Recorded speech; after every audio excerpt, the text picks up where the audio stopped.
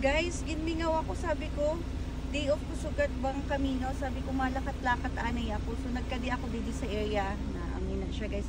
Ini Egypt ina siya da, guys. Adi mala ako apiki dito sa kunain ako nagatrabaho. So guys, amin na siya ko kita di ba? Oh. Mag-usad lang ako naglakat. Yan, anay ko nakikita di adto dito guys ang site. Ada ako, amini guys ang view di banda sa amon. Yan, kaya kung guys, beach lover ka, good for you to be here. Pero kung mahilig ka sa mga entertainment, huwag ka dito. Pero ako guys, okay na ako. Okay na ako, didi.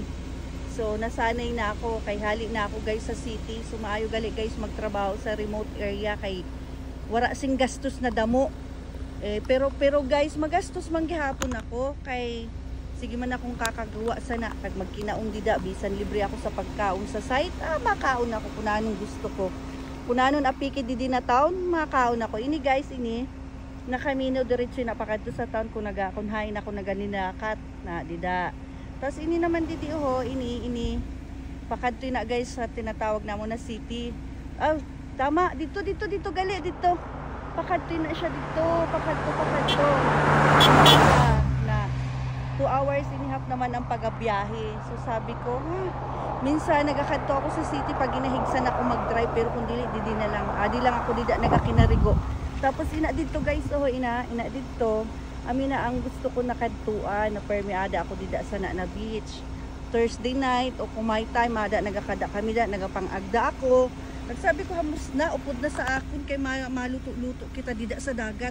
So ako gayo di guys ang pasimuno, ako minsan ang nag-organize, tapos kung medyo nahigusan ako, nag-organize ako minsan sa mga gathering, sina. So siyempre ang mga Filipino nato ng mga kababayan, so tuwang-tuwa man na sinda, ila-ila man na sinda, kay siyempre nakaupod-upod, kay siyempre di ba ang buhay baya didi kay dili parehas sa city.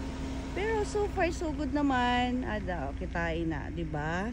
Bye-bye! Thank you for watching. Ambot, naninan akong mataho kay paano nakaturog ako. Bye-bye! Thank you guys!